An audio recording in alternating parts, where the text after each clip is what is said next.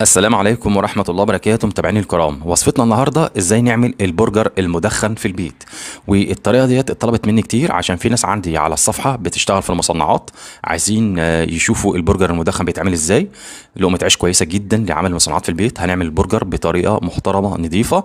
كمان هو ده الشغل بتاع الشركات يا جماعة، بس احنا بقى طبعا بنعمله في البيت فاللحمه بتبقى اكتر وافضل شويه. 100 جرام من الفول الصويا المجروش النظيف، بمعنى ان انت تجيبي فول صويا من عند عطار يكون كويس ما يكونش مسوس. وانا بوزن 100 جرام، ما عندكيش الميزان يبقى هتشتري 100 جرام من عند العطار. وهننزل عليهم بكوبايه كبيره من الميه السخنه وننقعهم لمده 5 دقائق وهنقلبهم كده مع بعض لحد ما كل الحبيبات تمتص الميه السخنه، وهتدوب معاكي بسرعه جدا الميه السخنه بالظبط 5 دقائق وهيبقى عامل معاكي زي السفنج. اهم حاجه بقى تصفيه كويس جدا جدا، ما يبقاش فيه ميه. نصفيه في ايه؟ في المصفى بتاعه الرز او اي مصفى عندك. جميل جدا. ال 100 جرام فول صويا ديت هنحط عليهم قد ايه لحمه؟ هنحط نص كيلو لحمه. يبقى احنا هنا بقى احسن من الشركات في ايه؟ الاحسن من الشركات العكس اللي بيحصل. وتوابلنا توم باودر، بصل باودر، بابريكا مدخنه، ومرقه ماجي، ونص معلقه ملح. اهم حاجه البابريكا المدخنه ده يا جماعه عشان يطلع معانا البرجر بطعم التدخين. خدت الفول الصويا الاول في الكبه بتاعتي وهنزل بالتوابل كلها ومعلقه المستردة ان وجدت المستردة.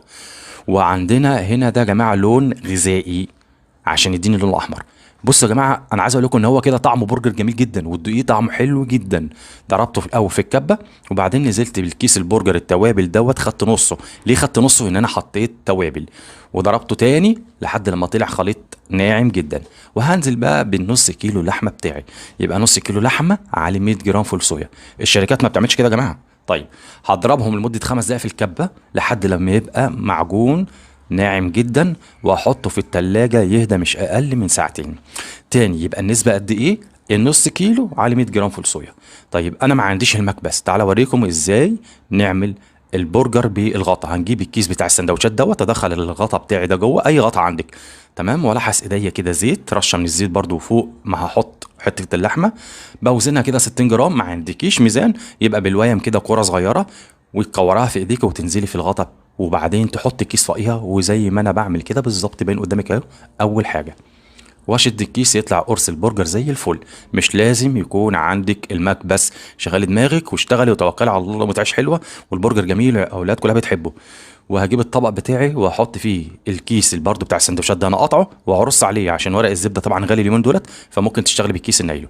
قطعه تانية هيت كورتها ونزلت في الغطا برضه، واحط الكيس فوقيها وادوس بصوابعي كده. اهم حاجه الاطرف ندوس عليها نسويها بالمنظر اللي انتوا شايفينه الجميل ده، سهل جدا. ويطلع معاكي قرص البرجر زي الفل. اول ما هيطلع تحطيه في الطبق الفل بتاعك وتدخليه التلاجة يرتاح او يتخزن لحد لما يريح قبل التسويه مش اقل من ساعتين ل3 ساعات. طيب الكميه دي عملت قد ايه يا جماعه؟ انا ده كان مثلا اوردر عمل 620 جرام، حوالي 10 برجرات.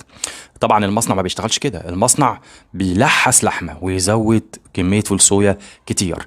في انواع تانية من البرجر جايه معانا تباعا، هنبتدي نعمل كورسات للشغل المصنعات عشان في ناس طلبته مني. وقولوا لي ايه رايكم في الكومنتات.